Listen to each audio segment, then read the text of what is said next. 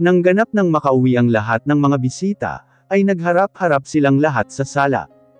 Matalim pa rin kung tumingin si Monica kay Kathy.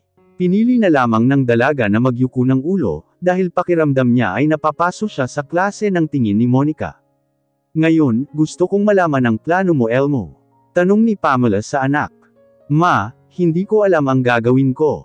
Magulo ang isipan ko, ayaw pa rin mag-sink in sa utak ko kung bakit magkatabi kami sa kama ni Kathy.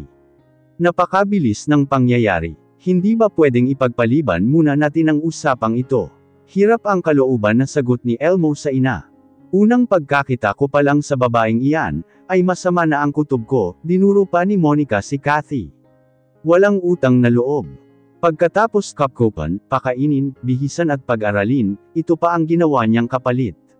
Monica, pwede bang huwag ka na lang magsalita, saway ni Elmo sa nobya. At bakit hindi? Galit na sabi naman ni Monica. Girlfriend mo ako. Akala mo ba hindi masakit ang ginawa ninyong dalawa? Kitang-kita ng dalawang mata ko ang hubot-hubad ninyong katawan, na magkayakap sa kama. Natahimik naman si Elmo. Sa kabilang banda, ay naunawaan naman niya ang nararamdaman ng kanyang nobya. Hindi ako papayag na maagrabyado kami ng anak mo. Buntis ako kaya dapat lang na ako ang panagutan mo, Elmo, dagdag pa ni Monica sa sinabi nito. Ginagap ni Pamela ang mga kamay ng anak, at marahan itong pinisil. Anak, kailangan mong makapagpasya ngayon, para walang makakalamang sa dalawang babae sa buhay mo, mahinahon na ang tinig ni Pamela. Napatitig naman si Elmo sa mga mata ng kanyang ina. Kinabahan si Kathy. Alam niyang wala siyang kalaban-laban kay Monica, dahil taglay na nito ang binhi ni Elmo na bunga ng pagmamahala ng dalawa. Pero kahit gaano kasakit, kailangan niyang tanggapin ang magiging pasya ng binata. Una sa lahat, wala naman silang relasyon ni Elmo. Magkasalungat ang damdamin nilang dalawa, dahil siya'y tunay itong iniibig. Samantalang ito naman ay parang kapatid lang ang tingin sa kanya. Si Monica ang mahal nito at hindi siya. Ma, hindi ko pwedeng talikuran ang obligasyon ko kay Monica at sa magiging anak namin, masakit sa kaloobang sabi ni Elmo. Higit akong kailangan ng aking mag-ina. Bakit ganoon? Inaasahan naman niyang hindi siya ang pipiliin ni Elmo, pero bakit labis pa rin siyang nasaktan? Napapikit ng mariin si Kathy. Tahasang tinanggihan siya ng lalaking pinakaiibig niya. Malungkot naman na napasulyap si Pamela sa ampon. Naawa siya sa dalaga, pero hindi naman pwedeng dalawang babae ang pakikisamahan ng anak niya. Sinunod lamang ng kanyang anak ang utos ng puso nito. Ang pag-ibig nito para kay Monica. Ang nagpasya para piliin ang babaeng talagang iniibig nito. Kathy, hindi porket hindi ikaw ang pinili ni Elmo, ay hindi ka na mahalaga sa kanya. Sana maunawaan mo na hindi lahat ng bagay na ginusto ay makukuha natin. Mahal ka namin, hindi ka naman namin pababayaan. Mahinahong wika ni Pamela sa dalaga. Nauunawaan ko po, iyon lamang ang naisatinig ni Kathy. Parang may malaking bato na nakadagan sa kanyang dibdib. Pinipigil niya ang sarili na huwag umiyak sa harapan ng mga ito. Nagpaalam siyang pupunta na sa kanyang kwarto, pakiwori niya kasi ay hindi na niya kayang pigilan ang mga luhang kanina pa gustong umalpas sa mga mata niya. Ayaw niyang makita siya ng mga ito na umiyak. Nasundan na lamang ng tingin ni Pamela si Kathy. Nagpaalam naman si Urson na pupunta sa kanyang kwarto, dahil may tatawagan daw itong kaibigan. Hindi tumuloy sa kanyang kwarto si Kathy. Sa banyo siya nagtungo, dahil malaya ng damaloy ang mga luha niya sa kanyang pisngi. Lihim namang nagbunyi ang kalooban ni Monica, dahil ito ang pinili ni Elmo. At iyon din naman ang inaasahan ng babae, dahil siya ang nobya ng binata at buntis pa. Nagpaalam ito sandali para magpunta sa banyo. Natigil ang paghikbi si Kathy, nang marinig niya ang pagbukas ng pinto sa banyo. Bahagya niyang binuksan ang pinto ng cubicle, kung saan siya naroon. Si Monica ang kanyang nakita at nakatayo ito sa harap ng malaking salamin. Nakita niya ang labis na katuwaan sa mukha ni Monica, at alam niya ang dahilan. Siguro kung siya ang pinili ni Elmo, ay ganoon din ang mararamdaman niya. Pero hindi dahil totoong minamahal ng binata si Monica. Parang baliw naman na nakangiti sa refleksyon niya sa salamin si Monica. Mabilis nitong kinuha ang cellphone sa shoulder bag nito, nang maalala si Baltazar. Kumusta ang party? Ito agad ang tanong ni Baltazar sa kabilang linya. Tuloy na ang kasal namin ni Elmo, masayang pagbabalita ni Monica sa kalaguyo nito. Hindi na ako makapaghintay na masamsam ang perang makukuha natin, kapag nagtagumpay kang matapos si Elmo. Napakunot ang noo ni Kathy sa narinig. Idinikit niya ang isang tenga sa pinto. Huwag kang mag-alala babe, pagkatapos ng seremonya ng inyong kasal, sisiguraduhin kong magiging byuda ka kaagad, hamalakhak pa sa kabilang linya si Baltazar. Ang syongang Elmo na yun, paniwalang paniwala na siya ang ama ng pinagbubuntis ko. Ni hindi man lang nga siya nagduda na ako ang may pukana sa lahat ng pagtatangkang pagtapos sa kanya. Natatawa pang wika ni Monica. Ikaw ang nasa likod sa lahat ng pagtatangka sa buhay ni Elmo. May galit sa tono ng boses ni Kathy nang sabihin iyon. Lumabas siya sa pinagtatagwan, at galit na hinarap si Monica. Namutla naman si Monica. Nagulat ito nang makita si Kathy. Mabilis na itinago nito sa loob ng bag ang hawak na cellphone. Kathy, anong ginagawa mo rito? Kandautol na tanong ni Monica sa kanya. Narinig ko ang mga sinabi mo sa kausap mo sa cellphone. Ikaw ang nagtatangka sa buhay ni Elmo, at hindi siya ang ama ng pinagbubuntis mo. Mariing sabi niya, isa kang kriminal. Kailangan malaman ito ni Elmo. Mabilis pa sa kidlat na nahablat siya sa kaliwang braso ni Monica. Wala kang sasabihin kay Elmo. Naiintindihan mo ba? Mariing sabi ni Monica. Nanlilisik ang mga mata nitong nakatitig sa mukha niya. Nagpalit sila ng pwesto. Si Monica ang nakaharap sa bungad ng pinto ng banyo, kaya makikita nito kung may paparating. Sino ka para pigilan akong sabihin ang totoo sa kanya? Tapang-tapangan niyang sagot. Gusto mong ipaako kay Elmo ang bata na hindi naman niya anak. At dahil din sa'yo makailang ulit na naligay sa peligro ang buhay niya. Hindi mo mahal si Elmo, ginamit mo lang siya, para makuha ang pera niya. Pagak na tumawa si Monica. Oh come on, huwag kang umasta na parang isang sentita. Dahil alam ko ang likaw ng bituka mo, kunwaring concern ka sa pamilya ni Elmo, pero ang totoo bantay sa lakay ka. Papunta ka pa lang, pabalik na ako. Bitawan mo ako. Pixie niya. Totoong mahal ko si Elmo. Nagulat siya nang bigla na lang lumuhad sa harapan niya si Monica, at kinuha nito ang isang kamay niya, at inilagay sa ulo nito, na para bang sinasabunutan niya ito. Anong ginagawa mo? Nagtatakang tanong niya rito. Kathy, tama na. Parang awa mo na, buntis ako. Itigil mo na ang pananakit mo sa akin, at baka mapahamak ang batang dinadala ko, umiiyak na pakiusap ni Monica sa kanya. Anong pinagsasabi mo? Hangoes na lumapit naman ang mag-inang Pamela at Elmo.sa dalawang babae. Kathy. Nagulat siya nang marinig ang tinig ni Elmo, kaya napalingon siya rito. Nakita niya ang pag-aalala sa mukha ng binata at ng mama nito. Hiha, bakit mo sinasaktan si Monica? Nagtitimping magalit na tanong sa dalaga ni Pamela. Ma, kinabahan siya. Hindi ko po sinasaktan si Monica. Mabilis naman nilapitan ni Elmo ang nobya. Inalalayan nitong tumayo si Monica. Umiiyak na yamakap naman si Monica sa binata. Honey, sinaktan ako ng ampun mo, sumbong nito sa binata. Hindi niya matanggap na kami ng anak mo ang iyong pinili, huwag ka na umiyak. Baka makasama pa sa baby, pag-aalo naman ni Elmo sa nobya. Hindi totoo yan. Napalakas ang boses niya nang magsalita. Humahabi ng kwento si Monica, upang mapagtakpan lang nito ang narinig niya kanina. Hindi ko siya sinaktan. Nagulat din ako nang bigla siyang lumuhad sa harapan ko, at inilagay ang kamay ko sa ulo niya. Pwede ba huwag ka na magsinungaling Kathy, galit na singhal ni Elmo sa kanya. Hindi niya napigil ang mapaluha dahil sa sama ng loob. Kitang-kita namin ni Mama na sinasabunutan mo si Monica. Hindi mo man lang ba naisip na buntis siya, at dahil sa ginawa mo ay baka mapahamak pa ang anak ko. Elmo, agad na saway ni Pamela sa anak. Nakita nito ang pag-iyak ni Kathy. Mag-Hugh-nose dili ka, tinatakot mo ang bata.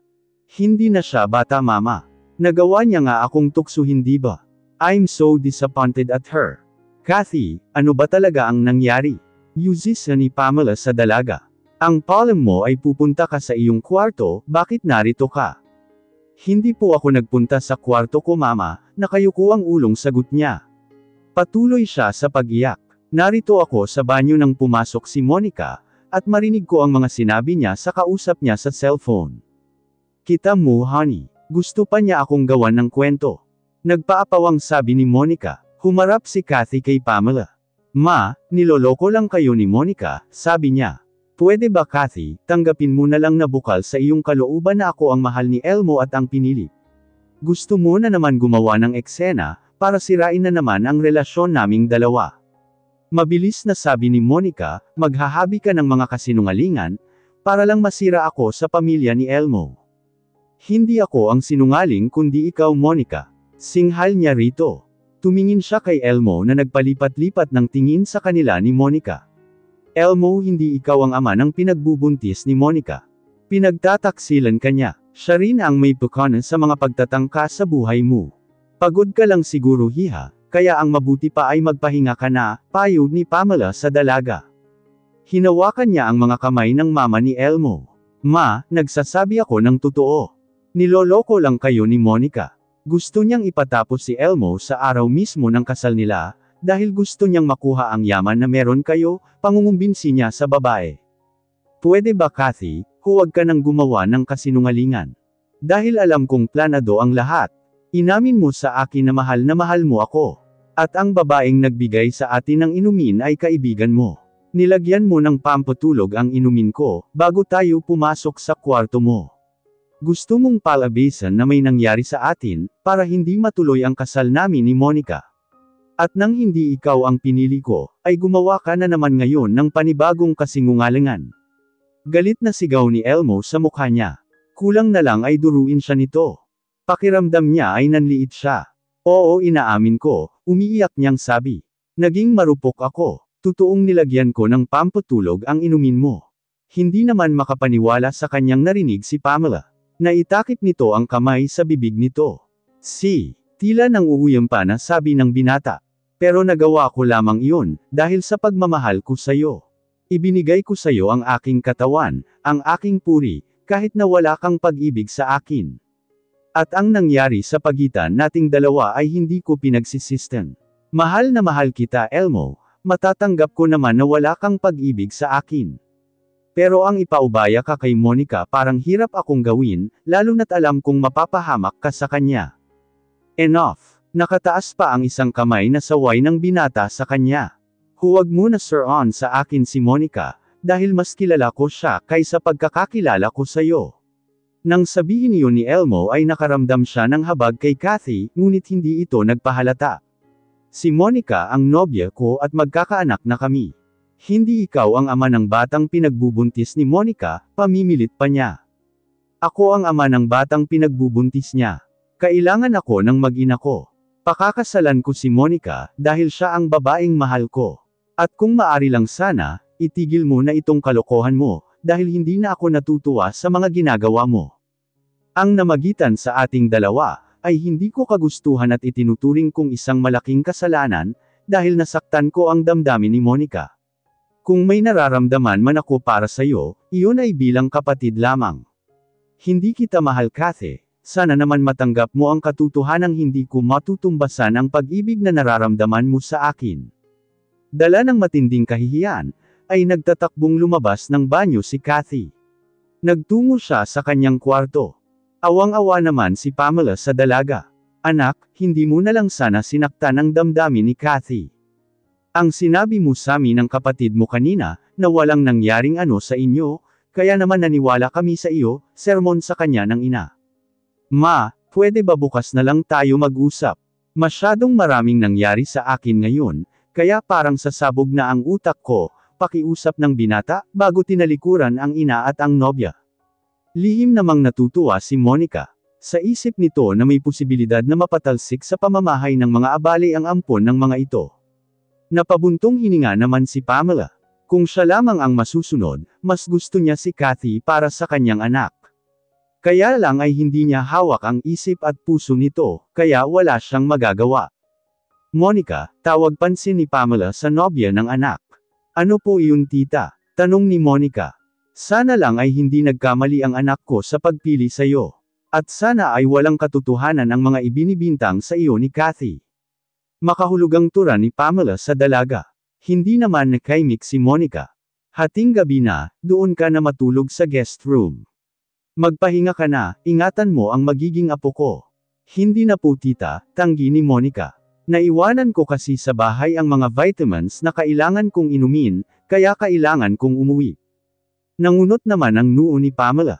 Pero gabi na, hindi naligtas kung uuwi ka pa. Maraming nagkalat sa paligid na masasamang tao. Don't worry tita, safe po akong makakauwi. Inimbita ko rin kasi ang pinsan ko, at ngayon ay nasa labas siya ng gate, at hinihintay niya ako sa kanyang kotse. Nakangiti pa na sabi ni Monica. Pakisabi na lang po kay Elmo na umuwi na ako. Sige, kung hindi ka na magpapapidgel, ani Pamela. Ihahatid na kita sa gate. Huwag na po, tita. Alam kong pagod kayo, at kailangan nyo na rin magpahinga. Muling tanggi ni Monica, mabilis itong humulik sa pisngi ng kanyang mother-in-law tabi.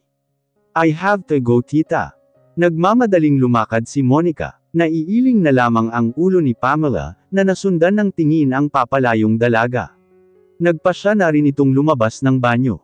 Abala pa ang mga kasambahay sa pagliligpit at paglilinis, kaya hindi na muna ito. Umakyat sa sariling silid. Kausap ni Urson sa telepono ang kaibigang si Clyde, nang mahadjap ng paningin niya si Monica, na nasa labas ng gate ng bahay nila. Kasalukuyan kasing nakatayo siya sa bintana ng kanyang kwarto. Nakita niya ang isang lalaki na bumaba sa kulay puti na kotse. Sinalubong nito si Monica, at nagyakap ang dalawa. Kung hindi siya nagkakamali, si Baltazar Magno ang lalaking iyon. Nagpaalam siya kay Clyde, na ibababa na niya ang telepono. Lumabas siya ng silid, at halos takbuhin ang gate ng bahay nila. Nakaramdam ng panghihinayang si Urson, nang pagdating nito sa gate, ay wala na roon ang puting sasakyan. Anak, akala ko ba naroon ka sa iyong kwarto? Anong ginagawa mo sa labas? Yuzisa ni Pamela sa anak, nang makapasok na muli sa loob ng bahay si Urson. Wala ma, may sinilip lang ako. Kailan ang binata? Si Kuya Elmo at Kathy. Ang kuya mo naroon sa kanyang silid, at gayon din naman si Kathy. Naaawa ako kay Kathy, wika ni Urson at naupo sa sofa. Noon ko pa napapansin na may espesyal siyang pagtingin kay kuya, pero sinawalang bahala ko lang. Naisip ko kasi na baka puppy love lang ang nararamdaman niya kay kuya, na anytime ay pwedeng mawala. Hindi ko akalain na habang tumatagal, ay lumalalim na pala ang pagtingin niya kay kuya. Heist, maging ako man ay naaawa rin sa batang iyon. Ang akala ng kuya mo, ay walang nangyari sa kanila ni Kathy. Ang akala niya ay magkatabi lang sila sa kama. Ibig sabihin, pinakialaman din ni kuya si Kathy. Tumungo si Pamela bilang sagot sa anak. Paano kung pati si Kathy ay mabuntis niya? Ewan ko anak, pati ako nalilito na. Tapos kanina nakita namin sa banyo sina Kathy at Monica tila nag-aaway. At pinagpipilitan ni Kathy na pinagtataksilan daw ni Monica ang kuya mo. Nangunot naman ang noo ni Urson sa narinig. Naisip nga ng kuya mo na gumagawa na naman ng kasinungalingan si Kathy, para masira si Monica sa kanya. Narinig daw kasi ni Kathy si Monica na may kausap sa cellphone, at ang sabi niya ay hindi si Elmo ang ama ng batang pinagbubuntis nito. At ang matindi pa, sinabi niya rin na si Monica ang gustong tumapos sa kapatid mo. Talaga ma, gulantang sa nalaman si Urson. O diba, maging ikaw ay nagulat. Hindi mo rin siguro aakalang magagawa ang hamabi ng kasinungalingan ni Kathy. Naroon ako mismo nang umamin si Kathy na mahal niya ang kapatid mo. Nakakagalit ang ginawa niya, pero ewan ko ba, hindi ko maramdaman iyon kay Kathy. Bagkus ay naawa pa ako sa kanya. Ma, paano kung may katotohanan nga ang mga sinasabi ni Kathy? Nagkunwaring walang alam si Urson. Siya lang kasi ang nakakaalam sa totoong pagkatao ni Monica. Pagak na natawa naman si Pamela. Anak, hindi natin masasabing may katotohanan ang mga binibintang ni Kathy kay Monica. Lalo na nga't alam na natin na umiibig siya sa kuya mo. So, naniniwala kang nagsisinungaling lang si Kathy hama? Hindi sumagot si Pamela. Tumayo naman si Urson. Pupuntahan ko si Kathy, kailangan ko siyang makausap. Agad naman na pinigilan ni Pamela sa isang kamay ang anak. Hayaan mo na munang makapahinga si Kathy. Tiyak akong umiiyak siya sa kanyang silid. Bukas mo na lamang siya kausapin. Sige ma, sumang-ayon na rin si Urson. Tumayo na rin si Pamela. Pumunta ka na sa iyong kwarto at magpahinga. Bukas ay mag-uusap-usap tayo. Pag-uusapan natin ang maaari nating gawin kay Kathy, lalo na nga't may nangyari sa kanila ng kuya mo. Hindi natin siya pwedeng pabayaan, higit niya tayong kakailanganin ngayon. Tumango naman ang binata. Magkasabay ngang umakyat ng hagdan ang mag-ina. At pagdating sa ikalawang palapag, ay tinungo na ang kani-kanilang silid upang magpahinga.